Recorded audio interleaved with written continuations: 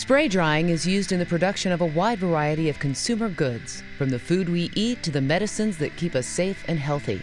It is used throughout the food, manufacturing, and pharmaceutical industries to rapidly dry liquid product feed into a powdered material using heated gas for a variety of consumer and industrial applications.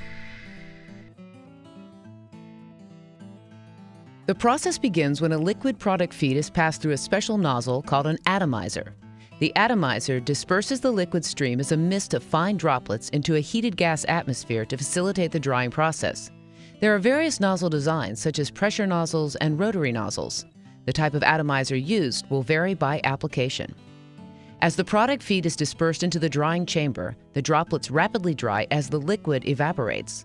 The dried particles fall through the drying chamber for collection using a variety of methods and packaging for further processing and distribution.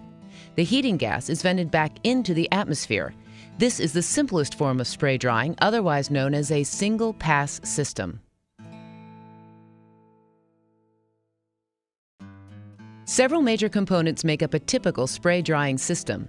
The process begins when the product feed is delivered from the feed tank through the feed line to the atomizer, which is located at the top of the drying chamber. Drying gas is introduced to the drying chamber through the inlet HEPA. The atomizer disperses the product feed as a fine mist of droplets into the drying gas. Once the material has dried, the particles pass through the system to the collection chamber where the material is deposited into powder bags. The heating gas is then vented out through the outlet HEPA.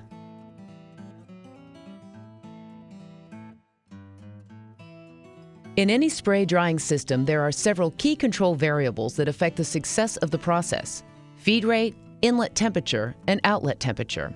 These variables are all tied together by the boundary value of drying gas flow.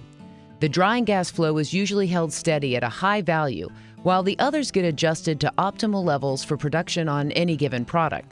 The specific method of adjustment will vary by system design and setup. Spray drying systems can exist across multiple floors and through multiple graded spaces. More importantly, a lot of what happens is often occurring between floors. Because the spray drying operation can consist of equipment that passes through multiple levels, it's important to understand the scale of the entire operation and not just what is visible on any given floor.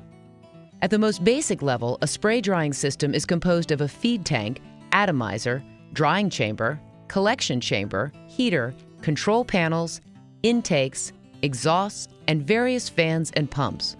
All of these components are connected and work through a series of ducts to help move the products and gases through the system during production.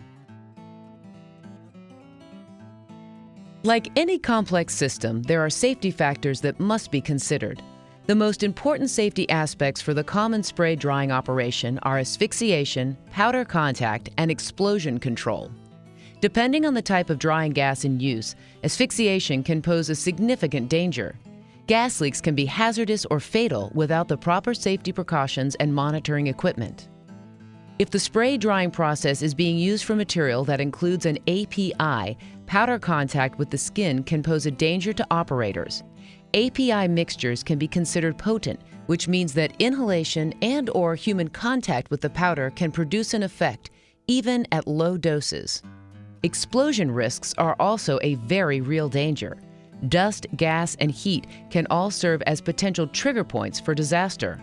Dust, for example, can be exponentially more explosive than dynamite. Explosion controls to mitigate the danger include redundant kill switches, fire suppression systems, and even explosion vents. The explosion coefficient and flammability of the product will ultimately dictate the design and implementation of the explosion suppression system.